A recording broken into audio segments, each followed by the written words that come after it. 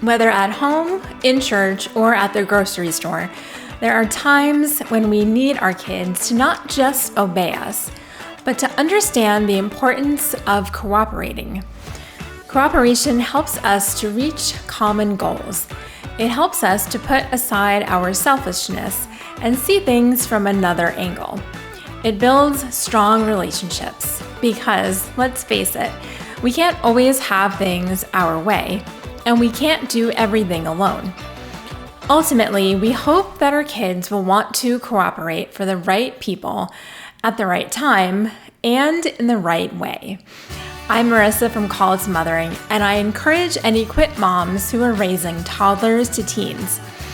In today's video, I'm sharing simple tips for teaching kids to cooperate that will benefit them throughout their lives.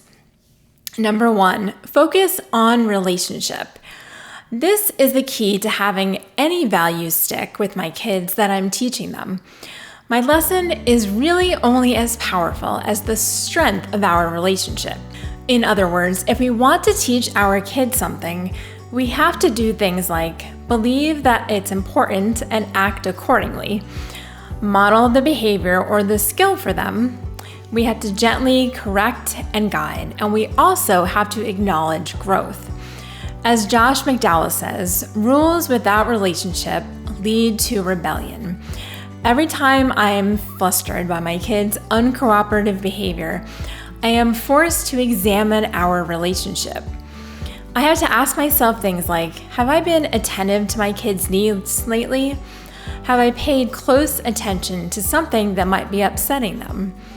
Often, there is something lacking in our relationship that might have fueled the uncooperative spirit. Number 2, look for teamwork opportunities.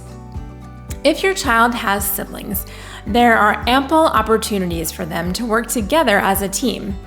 Sometimes it may seem easier just to assign each child to a task and avoid the inevitable fights that ensue.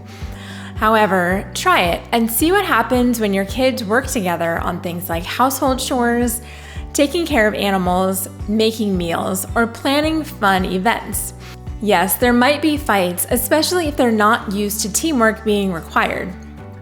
You might be surprised, though, how much they learn from simple collaborative work. Having to come up with plans together and learning each other's strengths builds camaraderie, and it gives them a sense of ownership, as well as shows them what can be accomplished together. Team sports can also have an important value in teaching cooperation as well. That's not to say this lesson is readily learned by everyone on the team, but it's still the point.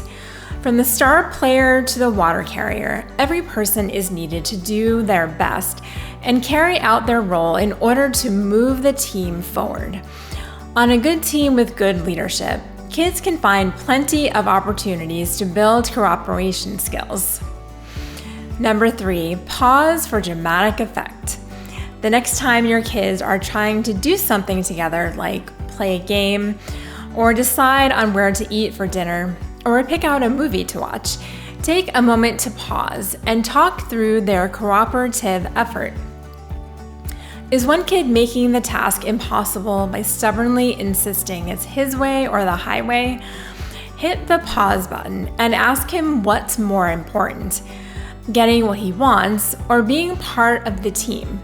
Help him understand that it may not be his ideal choice, but sometimes we get our way, and then sometimes we have to just get along. On the flip side, the next time your kids are working on a project and showing cooperation, pause and make a big deal of it. Do they help each other with chores so that they would get done faster? Acknowledge it. Don't miss the chance to praise them and reinforce what you've been teaching them. Number 4, let them get bored.